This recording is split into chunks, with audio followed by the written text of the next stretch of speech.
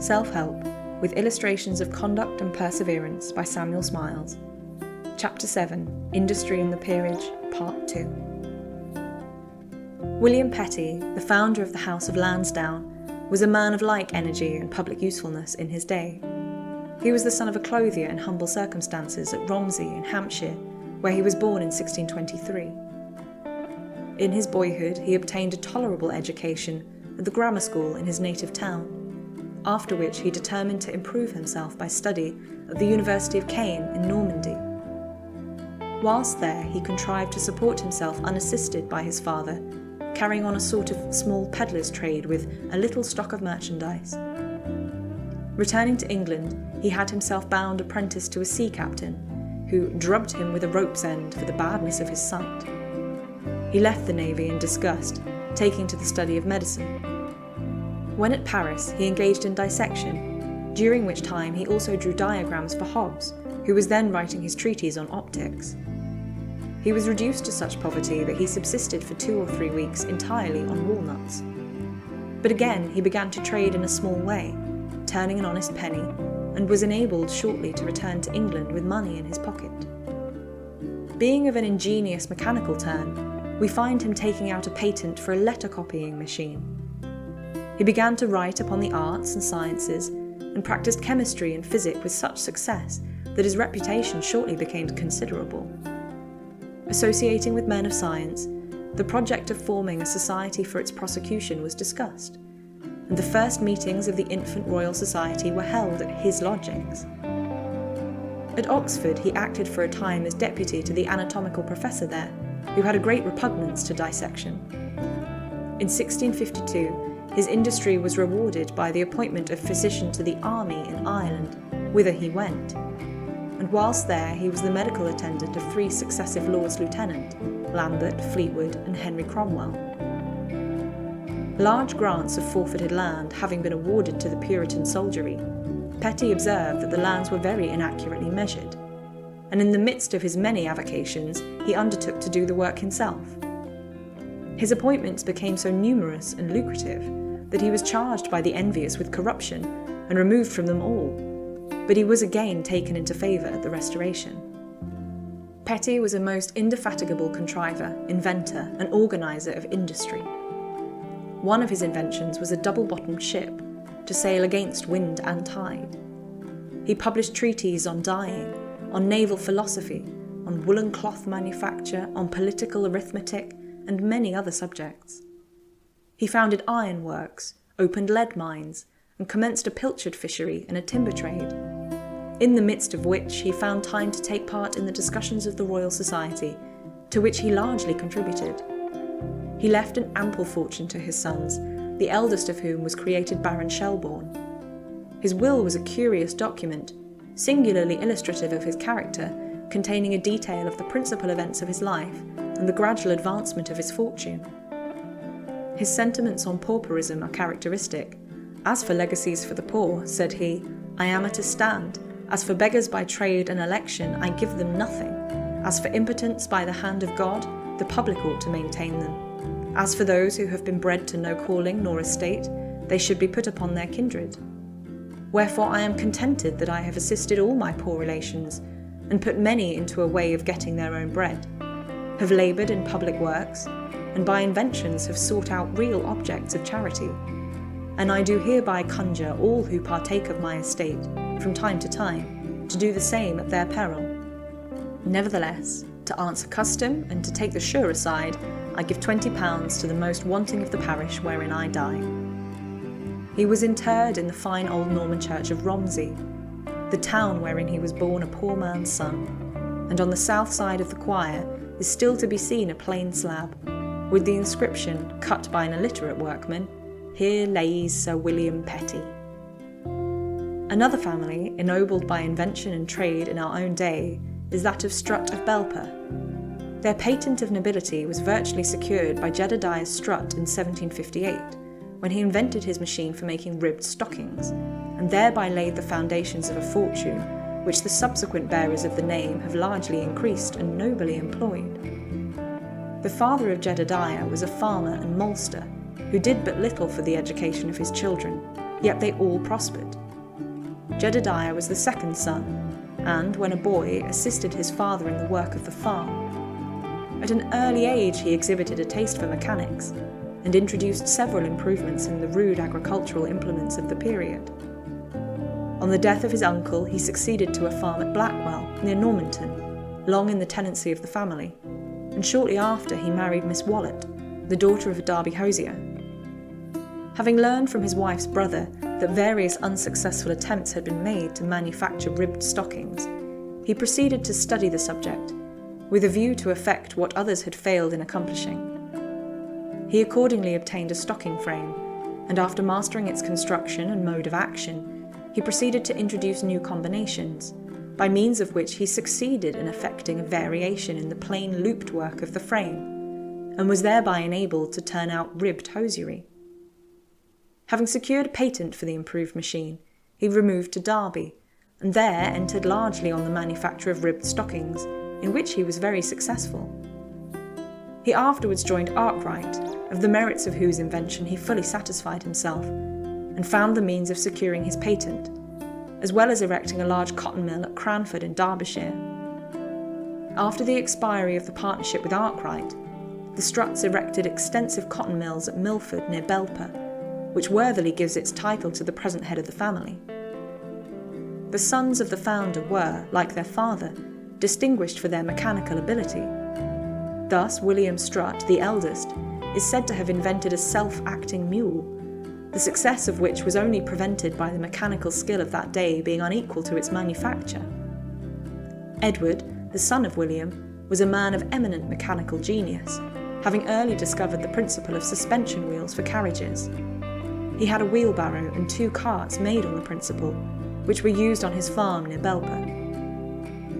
It may be added that the Strutts have throughout been distinguished for their noble employment of the wealth which their industry and skill have brought them, that they have sought in all ways to improve the moral and social condition of the workpeople in their employment, and that they have been liberal donors in every good cause, of which the presentation, by Mr. Joseph Strutt, of the beautiful park or arboretum at Derby, as a gift to the townspeople forever, affords only one of many illustrations. The concluding words of the short address which he delivered on presenting this valuable gift are worthy of being noted and remembered. As the sun has shone brightly on me through life, it would be ungrateful in me not to employ a portion of the fortune I possess in promoting the welfare of those amongst whom I live, and by whose industry I have been aided in its organisation. No less industry and energy have been displayed by the many brave men, both in present and past times, who have earned the peerage by their valour on land and at sea. Not to mention the older feudal lords, whose tenure depended upon military service, and who so often led the van of the English armies in great national encounters. We may point to Nelson, St. Vincent, and Leon, to Wellington, Hill, Hardinger, Clyde, and many more in recent times who have nobly earned their rank by their distinguished services. But plodding industry has far oftener worked its way to the peerage by the honourable pursuit of the legal profession than by any other. No fewer than 70 British peerages, including 2 dukedoms, have been founded by successful lawyers. Mansfield and Erskine were, it is true, of noble family, but the latter used to thank God that out of his own family he did not know a lord. The others were, for the most part, the sons of attorneys, grocers, clergymen, merchants, and hard-working members of the middle class. Out of this profession have sprung the peerages of Howard and Cavendish, the first peers of both families having been judges, those of Aylesford, Ellenborough, Guildford, Shaftesbury, Hardick, Cardigan, Clarendon, Camden, Ellesmere, Rosslyn, and others nearer our own day, such as Tenterden, Eldon, Brougham, Denman, Truro, Lyndhurst, St Leonard's, Cranworth, Campbell, and Chelmsford. Lord Lyndhurst's father was a portrait painter, and that of St Leonard's a perfumer and hairdresser in Burlington Street. Young Edward Sugden was originally an errand boy in the office of the late Mr Groom of Henrietta Street, Cavendish Square, a certified conveyancer, and it was there that the future Lord Chancellor of Ireland obtained his first notions of law. The origin of the late Lord Tenterden was perhaps the humblest of all, nor was he ashamed of it, for he felt that the industry, study, and application by means of which he achieved his eminent position were entirely due to himself. It is related of him that on one occasion he took his son Charles to a little shed, then standing opposite the western front of Canterbury Cathedral, and pointing it out to him, said, "Charles, you see this little shop? I have brought you here on purpose to show it you. In that shop your grandfather used to shave for a penny. That is the proudest reflection of my life." When a boy, Lord Tenterden was a singer in the cathedral, and it is a curious circumstance that his destination in life was changed by a disappointment. When he and Mr. Justice Richards were going the home circuit together, they went to service in the cathedral, and on Richards commending the voice of a singing man in the choir, Lord Tenterden said, "Ah, that is the only man I have ever envied. When at school in this town we were candidates for a chorister's place, and he obtained it." Not less remarkable was the rise to the same distinguished office of Lord Chief Justice, of the rugged Kenyon and the robust Ellenborough. Nor was he a less notable man who recently held the same office, the astute Lord Campbell, late Lord Chancellor of England, son of a parish minister in Fifeshire. For many years he worked hard as a reporter for the press, while diligently preparing himself for the practice of his profession. It is said of him that at the beginning of his career he was accustomed to walk from county town to county town when on circuit, being as yet too poor to afford the luxury of posting. But step by step he rose slowly but surely to that eminence and distinction which ever follow a career of industry honourably and energetically pursued, in the legal as in every other profession. There have been other illustrious instances of Lords Chancellors who have plodded up the steep of fame and honour with equal energy and success. The career of the late Lord Eldon is perhaps one of the most remarkable examples. He was the son of a Newcastle coal fitter, a mischievous rather than a studious boy, a great scapegrace at school, and the subject of many terrible thrashings, for orchard robbing was one of the favourite exploits of the future Lord Chancellor. His father first thought of putting him apprentice to a grocer, and afterwards had almost made up his mind to bring him up to his own trade of a coal fitter. But by this time his eldest son William, afterwards Lord Stowell, who had gained a scholarship at Oxford, wrote to his father, "Send Jack up to me, I can do better for him." John was sent up to Oxford accordingly, where, by his brother's influence and his own application, he succeeded in obtaining a fellowship. But when at home during the vacation he was so unfortunate, or rather so fortunate as the issue proved, as to fall in love, and running across the border with his eloped bride, he married, and as his friends thought, ruined himself for life. He had neither house nor home when he married, and had not yet earned a penny. He lost his fellowship, and at the same time shut himself out from preferment in the church, for which he had been destined. He accordingly turned his attention to the study of the law.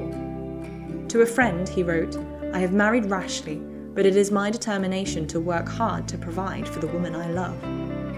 John Scott came up to London and took a small house in Cursitor Lane, where he settled down to the study of law.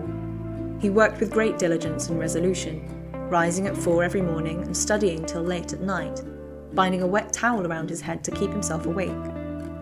Too poor to study under a special pleader, he copied out 3 folio volumes from a manuscript collection of precedents. Long after, when Lord Chancellor, passing down Cursitor Lane one day, he said to his secretary, "Here was my first perch. Many a time do I recollect coming down this street with 6pence in my hand to buy sprats for supper." When at length called to the bar, he waited long for employment. His first year's earnings amounted to only 9 shillings. For 4 years he assiduously attended the London courts and the Northern Circuit with little better success. Even in his native town, he seldom had other than pauper cases to defend. The results were indeed so discouraging that he had almost determined to relinquish his chance of London business and settle down in some provincial town as a country barrister.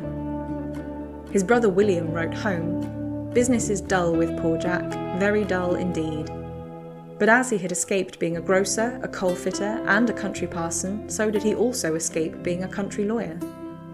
An opportunity at length occurred which enabled John Scott to exhibit the large legal knowledge which he had so laboriously acquired. In a case in which he was engaged, he urged a legal point against the wishes of both the attorney and client who employed him. The Master of the Rolls decided against him, but on an appeal to the House of Lords, Lord Thurlow reversed the decision on the very point that Scott had urged. On leaving the house that day, a solicitor tapped him on the shoulder and said, "Young man, your bread and butter's cut for life." And the prophecy proved a true one.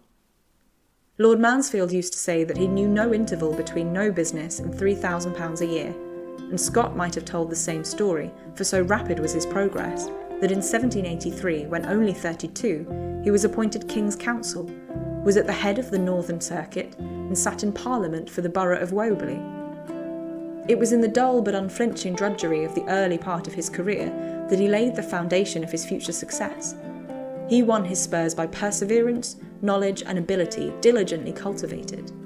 He was successively appointed to the offices of Solicitor and Attorney General, and rose steadily upwards to the highest office that the Crown had to bestow, that of Lord Chancellor of England, which he held for a quarter of a century.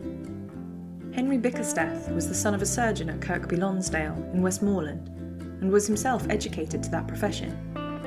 As a student at Edinburgh, he distinguished himself by the steadiness with which he worked, and the application with which he devoted to the science of medicine.